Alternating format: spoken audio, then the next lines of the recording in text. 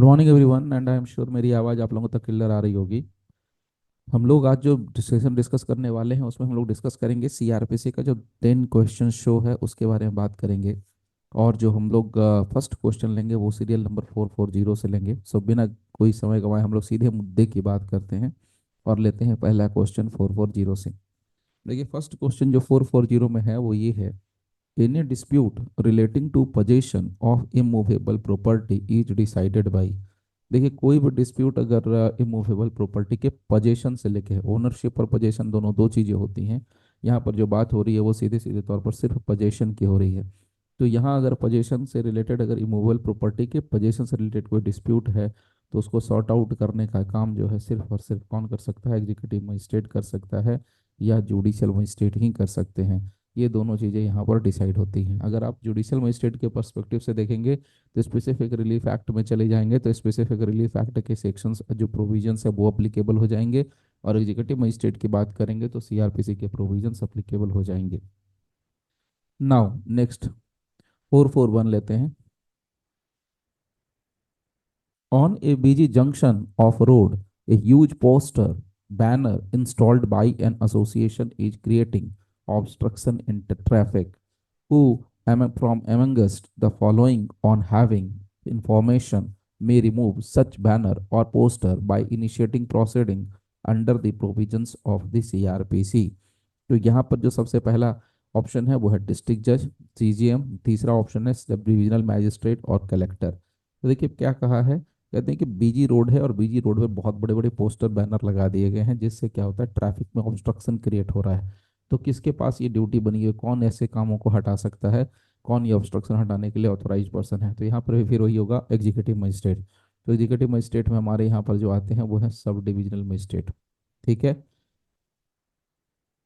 Now next question 442 से, under which section of CRPC police can arrest a person to prevent the commission of cognizable offense? देखिए यहाँ पर ध्यान दीजिएगा, यहाँ लिखा है prevent the commission of cognizable offence, यानी कॉग्निजेबल ऑफेंस नहीं हो ऐसा पहले ही रोकने के लिए उसको प्रिवेंशन के पर्पज से पुलिस है जो बिना वारंट के अरेस्ट कर सकती है।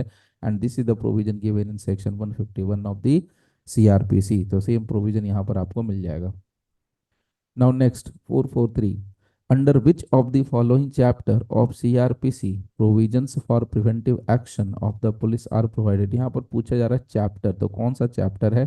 तो चैप्टर हमारा 11 है। चैप्टर 11 में ये सारी बातें मेंशन की गई हैं। 444। The FIR gives information of, FIR में किस चीज़ की इंफॉर्मेशन दी जाती है? तो देखिए पहला है report to the magistrate about the inquiry. Obviously FIR magistrate के सामने नहीं होती, इसलिए आगे लाइन पढ़ने की कोई ज़रूरत ही नहीं पड़ेगी। दूसरी बात, report submitted to the court by the investigating officer in a criminal case. तो जो रिपोर्ट मजिस्ट्रेट के पास सबमिट की जाती है, कोर्ट के पास सबमिट की जाती है इन्वेस्टिगेटिंग ऑफिसर की तरफ से क्रिमिनल केस में, उसको हम एफआईआर नहीं बोलते हैं। या एफआईआर उसकी सूचना नहीं देता है, एफआईआर तो इनिशियल है। So the commission of A cognizable offence, तो या कॉग्निजेबल क्राइम। तो बेसिकली एफआईआर का फुल फॉर्म होता है फर्स्ट इंफॉर्मेशन रिपोर्ट, और ये जो है किसी भी ऑफेंस के यानी कॉग्निजेबल ऑफेंस के इंफॉर्मेशन की सूचना देता है कि हाँ ये जो है किसी पर्सन ने कॉग्निजेबल ऑफेंस कमिट किया हुआ है। What is the time prescribed for filing an FIR? क्या टाइम पीरियड है एफआईआर फाइल करने के लिए? कोई टाइम लिमिट नहीं होती है। सो आंख बंद करके आप ऑप्शन लगा सकते हैं, no time limit is specified. Number next 446। According to the Lalita Kumari judgment, while ensuring and protecting the rights of the accused and the complainant, a preliminary inquiry should be made time bound and in any case it should not exceed 7 days। तो इसमें आपको मैं पहले बता दूं ललिता कुमारी का judgement है, और ललिता कुमारी के जजमेंट बहुत क्लियरली मेंशन किया था सुप्रीम कोर्ट ने कि अगर कोई प्रिलिमिनरी इंक्वायरी करना चाहती है पुलिस तो उसके लिए टाइम बाउंड होना चाहिए, और वो 7 दिनों का टाइम बाउंड होता है। और यहाँ पर जो सही आंसर होगा वो होगा D. Again, next question is related with Lalita Kumari. So, the Supreme Court, in the case of Lalita Kumari, held that while ensuring and protecting the rights of the accused and the complainant, a preliminary inquiry should be made in a time-bound manner, and in any case, it should not exceed 7 days. तो same question है, और उसी को बस थोड़े से दूसरे pattern से पूछा गया। तो ललिता कुमारी के जजमेंट में याद रखिएगा 7 दिनों की प्रिलिमिनरी इंक्वायरी का टाइम लिमिट है। Next 448, permission to investigate into a non cognizable offence can be granted by home. कौन देता है परमिशन नॉन कॉग्निजेबल ऑफेंस में इन्वेस्टिगेशन करने के लिए? Magistrate in any part of India, of course नहीं। Magistrate in any part state, नहीं। Magistrate having jurisdiction to try the case, obvious सी बात है, जिस मजिस्ट्रेट के पास ज्यूरिसडिक्शन होगा वही मजिस्ट्रेट तो नॉन कॉग्निजेबल ऑफेंस को इन्वेस्टिगेट करने का परमिशन दे सकता है। That is section, that is 448, question number 448। Now next 449, report of police officer on completion of investigation under section 173 of the CRPC is called।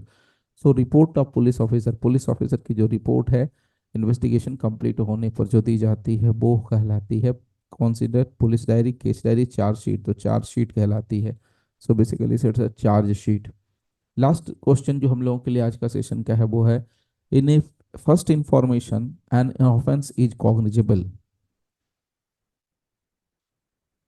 First information जो आया उसमें offence क्या है, कॉग्निजेबल है, and other is non cognizable. तो पहला cognizable है, दूसरा नॉन कॉग्निजेबल है। तो ऐसे मामले में जो होल केस होगा वो क्या होगा, whole case will be cognizable, obviously cognizable होता है। तो यहाँ पर हो जाएगा सही आंसर ए। तो फ्रेंड्स ये था हमारा आज का जो 10 क्वेश्चन शो है, उसके अंदर 10 क्वेश्चंस हम लोगों ने डिस्कस किए हैं सीआरपीसी के। उम्मीद करता हूँ कि आप लोगों को ये समझ में आ गए होंगे। आप चाहो तो नोट डाउन कर सकते हो इनसे क्वेश्चंस को। मिलते हैं फिर एक नए सेशंस के साथ, तब तक के लिए thank you very much for giving your precious time. Thank you all friends.